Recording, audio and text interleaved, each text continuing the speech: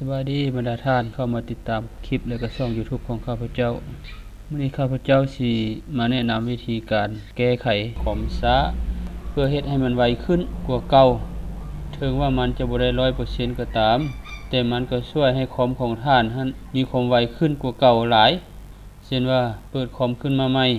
เปิดโปรแกรมโหลดข้อมูลต่างๆมันใช้เวลาช้าหลายบ่ได้ใจแก่บรรดาท่านในระยะผ่านมาคอมของบรรดาท่านนั้นใช้มีความไวอยู่ได้ใจอยู่ภายหลังใช้ไประยะใดนึงเฮ็ดให้มันการเก็บข้อมูลมันหลายขึ้นการสร้างไฟล์ขยะเฮ็ดให้คอมมันช้าหากคอมของพวกท่านหากมีอาการแบบนี้ก็ให้เข้ามาเบิ่งคลิปของข้าพเจ้าสร้างนี้เลยจะช่วยให้ท่านแก้ไขได้แน่นอนทำอิฐนี้ให้เราเข้ามาหาห้องเสิร์ชนี้ช่องเสิร์ชใกล้กับปุ่มเริ่มต้นนี้เราคลิกเข้านี้แล้วพิมพ์เป็นภาษาอังกฤษเนาะหรือว่าภาษาไทยก็พิมพ์เข้าไปแผงควบคุมเป็นภาษาอังกฤษก็ให้พิมพ์ตัวControl Panel CONT แล้วมันจะขึ้นมาเนาะอันนี้เป็นภาษาไทยเราติดตั้งเป็นระบบภาษาไทยมันขึ้นมาแผงควบคุมนี้ตัวนี้นี่ถ้าเป็นคอมผู้ใดตั้งเป็นภาษาอังกฤษมันก็จะขึ้น Control Panel ให้เราคลิกเข้านี้บัดนึงคลิกเข้าไปแล้วมันจะขึ้นมาหน้าต่างนี้เนาะถ้าคอมผู้ใดบ่เป็นแบบนี้เนาะกรณีเป็นแบบนี้เนาะก็ให้เข้ามาเปลี่ยนให้เข้ามาคลิกใส่แล้วมาคลิกใส่ไอคอนขนาดใหญ่หรือไอคอนขนาดน้อยนี่2ตัวนี้เนาะเอาตัวใดก็ได้ทีนี้เราจะเอาตัวนี้คลิกเข้าไปแล้วมันขึ้นมาตัวนี้ขึ้นมาตัวนี้แล้วให้เอาเข้ามาที่ตัวเลือกอินเทอร์เน็ตนี้ถ้าเป็นภาษาอังกฤษอาจจะเป็นอินเทอร์เน็ตออปชั่นให้เข้ามาตัวนี้คลิกเข้าไปเมื่อมันขึ้นหน้าต่างนี้มาแล้วเนาะให้เรามาติ๊กถูกใส่ตัวนี้นี่เนาะลบประวัติการเรียกข้อมูลจากการทำงานเรามาติ๊กถูกนี่แล้วเข้ามาลบเนาะคลิกลบนี้ในการลบตัวนี้เป็นการลบข้อมูลในการนำใช้ข้อมูลจากอินเทอร์เน็ตเมื่อเราโหลดข้อมูลบ่มีอย่างต่างๆมันจะเกิดมีไฟล์ข้อมูลขยะขึ้นมาถ้าเรามาลบตัวนี้มันอาจจะลบข้อมูลที่ว่าไฟล์ขยะจากการนำใช้อินเทอร์เน็ตทั้งหมดเลยให้เราเข้ามาลบตัวนี้ลบตัวนี้แล้วให้เรามาติ๊กถูกทั้งหมดอยู่ในบล็อกนี่ติ๊กถูกทั้งหมดแล้วก็ลบเอามาลบ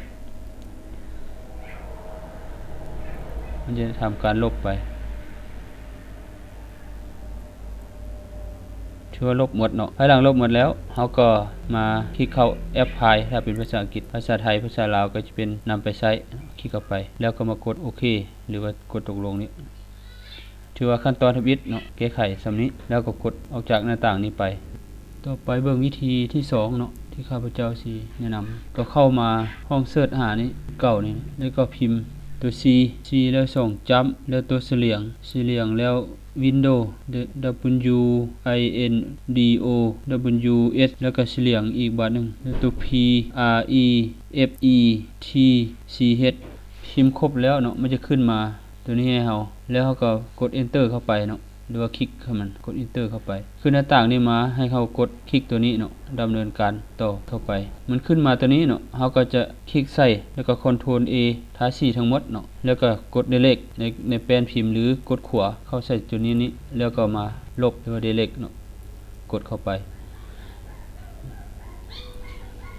การแนะนำทำแบบนี้นี่เนาะหมายความว่าเราจะเป็นการลบข้อมูลทั้งหมดที่เป็นไฟล์ขยะจะเป็นการนำใช้อินเทอร์เน็ตหรือว่าไฟล์ต่างๆจากคอมพิวเตอร์ของเราจาก Windows บ่มีหยังเราก็สามารถลบออกในการลบนี้มันจะบ่มีผลสะท้อนต่อระบบคอมของเราเนาะจะเป็น Windows จะเป็นโปรแกรมจะเป็นหยังถือว่ามันบ่มีผลกระทบลบไปแล้วก็จะเฮ็ดให้คอมของเราเล่นได้ดีกว่าเก่าเมื่อมันขึ้นมาหน้าต่างนี้เนาะกดข้ามเนาะถ้าเป็นภาษาอังกฤษอาจจะเป็นสคริปต์ส่วนที่มันยังเหลือนี่ก็ถือว่าปะเลยมันเป็นโปรแกรมที่เรายังค้างอยู่มันบ่สามารถลบได้เนาะที่ว่ามันยังได้อยู่เราก็กดคลิกออกไปขั้นตอนที่2เนาะถือว่าสำเร็จในการแก้ไขไปขั้นตอนที่3เนาะขั้นตอนที่3ให้เข้ามาห้องเสิร์ชนี่คือเก่า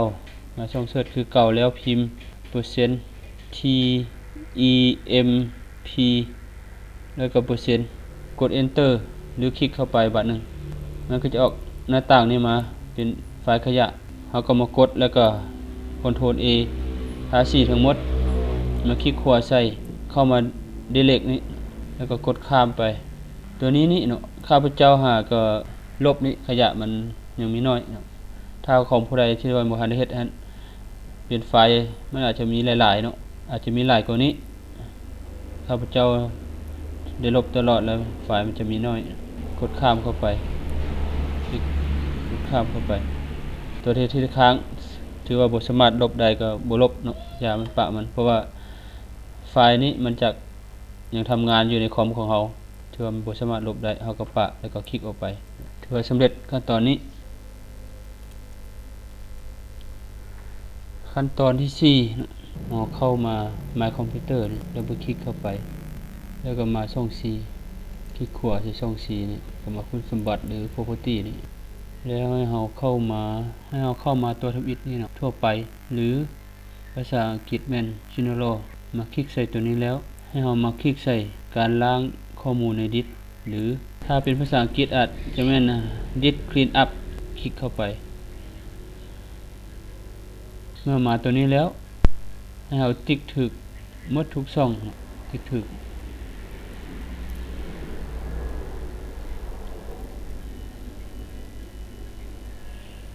มันจะรวมมีทางขยะอยู่พร้อมเราก็ติ๊กเข้าไปเลยถ้าผู้ใดที่ว่าบ่ทันอยากลึกทางขยะก็ให้ติ๊กออกก่อนอันนี้ข้าพเจ้าก็ติ๊กไปเลยติ๊กออกเป็นเบิดติ๊กทุกช่องแล้วให้เราเข้ามากดที่โอเคหรือว่าตกลงคลิกเข้าไปแล้วมันจะเด้งขึ้นมาว่าแน่ใจบ่หรือว่ามั่นใจบ่ที่ว่าจะลบข้อมูลอยู่ในตามช่องที่ติ๊กนั้นเราก็กดลบหรือว่ากดโอเคออกไปตัวนี้มันจะใช้เวลาเนาะถ้าว่าข้อมูลเราเป็นทางขยะบ่มีหยังเฮานานเฮ็ดมันมีขยะหลายมันก็ใช้เวลาอันนี้ข้าพเจ้าเฮ็ดตลอดมันก็ว่าบ่มีหลายเนาะใช้เวลาภายหลังสำเร็จแล้วก็กดตกลงออกไปแล้วปิดตัวนี้ออกไปวิธีต่อไปเนาะให้เราเข้ามาที่ไฟล์ทางขยะคลิกขวาใส่เปิดทางขยะขึ้นมาให้เรามาลบขยะที่อยู่ในทางขยะนี้ให้หมดเนาะถึงว่าจะอยู่ทางขยะแต่ว่ามันก็ยังกินพื้นที่อยู่ในคอมของเราความจำเพิ่มขึ้น Ctrl A ถ้าสิควบคุมหมดทุกไฟล์ก็คลิกขวาลบเพื่อลบไฟล์อยู่ในทางขยะนี้ให้ลบอย่างถาวรเนาะตัวนี้ภายหลังเราลบไฟล์จากโปรแกรมมาแล้วมันจะมาค้างอยู่ในทางขยะเวลาที่เราจะกู้ไฟล์ใดไฟล์หนึ่งที่เราลบผิดนะเราจะมากู้คืนก็สามารถกู้คืนได้เนาะโดยที่ว่ากู้คืนค่านี่เช่นว่าตัวนี้เราก็มาคลิกใส่แล้วก็มาคืนค่ามันก็จะกลับเข้าไปอยู่ในโปรแกรมเราคือเก่าเนาะในที่นี้ข้าพเจ้าสิลบที่หมดเนาะก็ให้ Ctrl A นี่แล้วชี้หมดแล้วก็คลิกขวาลบตัวนี้มันจะเป็นการลบไฟล์ที่อย่างถาวรภายหลังเราลบตัวนี้แล้วมันบ่สามารถที่จะกลับคืนขึ้นมาได้เนาะอันนี้ก็จะเป็นเคลียร์ไฟล์อยู่ในคอมให้มันความจำของเรามีพื้นที่ว่างหลายขึ้นลบหมดแล้วก็คลิกออกไปขั้นตอนต่อไปเรามาคลิกขวาใส่ทัชบาร์เนาะเอามาคลิกขวาใส่ที่ทัชบาร์นี่นะแล้วมาตัวที่จัดการงานหรือว่า Task Manager คลิกเข้าไปออกหน้าต่างนี้มาให้เราเข้ามาที่เริ่มต้นหรือว่า Start Up ตัวนี้คลิกมาแล้วเรามาปิดทุกตัวยกเว้นตัวอันติไวรัสอยู่ในนี้ตัวนี้หมายความว่าเป็นการปิดเวลาเราเปิดเครื่องขึ้นมาบ่ให้มันบูตบ่ให้มันอ่านถ้าว่าเราเปิดไว้นะเวลาเราเปิดเครื่องขึ้นมามันจะบูตตัวนี้เข้าไปเปิดตัวนี้ไปก่อนเฮ็ดให้คอมเราใช้เวลาในการอ่านข้อมูลดังกล่าวนี้ตัวนี้เป็นการปิดเพื่อบ่ให้มันอ่านข้อมูลในเวลาเปิดเครื่องให้เครื่องเราเปิดขึ้นได้ไวตัวนี้เปิดใช้งานหมายความว่าเปิดใช้งานแล้วมัน edible ถ้าเป็นภาษาอังกฤษอันนี้เป็นภาษาไทยเขาก็อ่านพอเข้าใจอยู่เปิดใช้งานถ้าว่าเอาปิดมันก็เป็น disable เอาคลิกใส่มาปิดใช้งานนี่เนาะปิดใช้งานตัวนี้ปิดใช้งานนี่ก็ปิดใช้งานเนาะปิดใช้งาน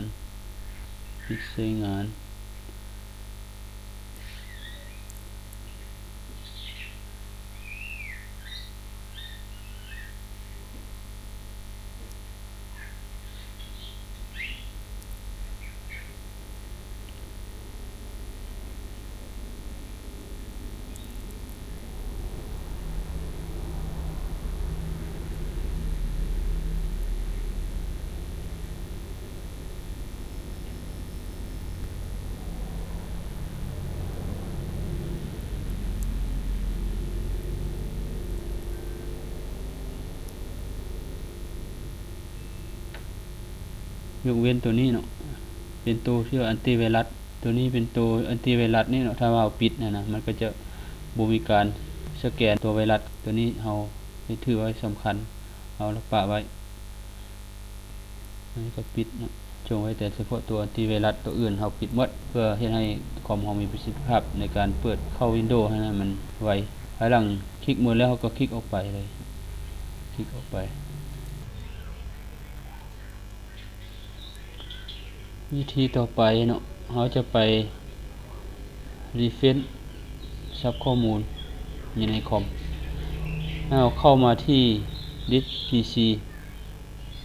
หรือว่า My Computer ถ้าเป็นภาษาอังกฤษดับเบิลคลิกเข้าไปแล้วมาช่อง C หรือว่าช่องใดก็ได้เนาะที่เราเก็บข้อมูลไว้หลายๆในที่นี้เราจะหลักๆเขาจะเอาอยู่ในช่อง C เพราะว่ามันจะมีการเก็บข้อมูลบ่เป็นอย่างต่างๆเป็นโปรแกรมบ่เป็นอย่างส่วนหลายมันจะอยู่ในช่อง C นี้หรือเขาจะเอาทั้ง2ช่องก็ได้ก็บ่เป็นอย่างเอาคลิกขวาเข้าไปแล้วมาที่คุณสมบัติหรือว่า property คลิกเข้าไปมันจะออกหน้าต่างนี้มาให้เราเข้ามาเครื่องมือเนาะถ้าเป็นภาษาอังกฤษอาจจะเป็นทูลเอาเข้ามาตัวนี้แล้วเราเข้ามาปรับให้เหมาะสมเกี่ยวกับตัวนี้เพื่อรีเฟรชข้อมูลต่างๆให้มันซับซ้อนข้อมูลต่างๆให้เข้าสู่ระบบบ่ให้มันสะเอาเข้ามาคลิกตัวนี้มันจะมาให้เราเลือกช่องถ้าว่าเสียบ USB บ่เสียบมันอย่างเข้าไปมีหลายๆช่องมันก็ออกจะเรียนเข้ามาเนาะในที่นี้เฮาสิรีเฟรชทั้ง2ช่องเลยก็ได้เนาะให้เฮาครอบทาสีเข้าไปแล้วให้เฮามาปรับตัวนี้ให้เหมาะสมให้มาคลิกเข้าไปเมื่อคลิกเข้าไปแล้วตัวเลขนี้มันจะอ่านเข้าไปเป็นเปอร์เซ็นต์ให้มันไปจนถึง100พุ่นเลยเนาะถ้าว่าคอมเฮาข้อมูลหลายมันก็จะใช้เวลายาวถ้าว่าข้อมูลน้อยมันก็จะใช้เวลาไวการรีเฟรชตัวนี้หมายความว่าการซับซ้อนเอกสารกรณีว่าตัวอย่างว่าเฮาโหลดรูปเข้ามาไว้ในคอมโหลดรูปภาพไว้ในคอมนี้10รูปภาพภายหลังเฮาลบอีก2รูปภาพเป็นระดับที่2ที่3แล้วจะเฮ็ดให้มันมีช่องว่าง2 3มันยังมีช่องว่างอยู่ภายหลังเฮามาเฮ็ดรีเฟรชตัวนี้แล้วเฮ็ดให้ตัวที่4ให้ยับเข้าไปซิดตัวที่1เนาะเพื่อบ่ให้เกิดมีช่องว่างตัวนั้นภายหลังเฮารีเฟรชตัวนี้แล้วมันจะซับซ้อนเอกสารเฮาเข้าสู่ระบบเฮ็ดให้คอมเฮามีพื้นที่ช่องว่างให้หลายขึ้นอันนี้ถ้าว่าคอมผู้ใดหากมีข้อมูลหลายหรือว่าบ่ได้เฮ็ดจักเทื่อมันจะใช้เวลาแก้ยาวใช้เวลาดนเนาะคอมของข้าพเจ้าถือว่าได้เฮ็ดตลอดมันจะใช้เวลาแป๊บเดียวก็สำเร็จภายหลังสำเร็จตัวนี้แล้วเนาะเฮาก็กดปิดไปให้ตัวนี้อ่านให้หมดเนาะปกติหรือเอาจน100พุ่นแหละแล้วก็มาปิดหน้าต่างออกไปตัวนี้ก็มากดตกลงไปถือว่าสำเร็จขั้นตอนนี้อันนี้ก็เป็นบางขั้นตอนที่ว่าแนะนำให้บรรดาท่านรู้แต่ก็ยังสิมีหลายวิธีอีกเนาะแต่ข้าพเจ้าสิขอแนะนำบางวิธีที่สำคัญให้บรรดาท่านเข้าใจแล้วก็สามารถไปนำใช้ได้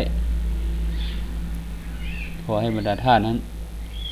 ช่วยกดติดตามให้ข้าพเจ้าเนาะเพื่อมีข้อมูลอื่นที่ว่าดีก็สิมาเฮ็ดคลิปนี้แนะนำให้บรรดาท่านเป็นผู้ไปนำใช้ต่อถ้าว่าตัวใดที่ว่ายังบ่พักขอให้บรรดาท่านนั้นช่วยมีความเห็นคอมเมนต์เข้ามาข้าพเจ้าก็สิซอกเอาข้อมูลใหม่ๆนั้นมาอัปเดตให้บรรดาท่านนั้นเพื่อไปหาวิธีแก้ไขและที่สำคัญเนาะภายหลังเฮาเฮ็ดทุกขั้นตอนนี้แล้วให้บรรดาท่านนั้นมา restart คอมขึ้นมาเพื่อให้ข้อมูล ที่เราปรับปรุงให้มันนำใช้ได้อย่างสมบูรณ์ถ้าว่าเราบ่ไปรีสตาร์ทเครื่องบางขั้นตอนมันก็อาจจะบ่ปรับเข้าไปได้เนาะสำคัญต้องภายหลังเราเฮ็ดสำเร็จแล้วต้องมารีสตาร์ทเครื่องเพื่อนำใช้ข้าพเจ้าก็สิแนะนำให้สำนี้เนาะบรรดาท่านที่ว่ายังสนใจอะไรก็ช่วยคอมเมนต์เข้ามาขอขอบใจ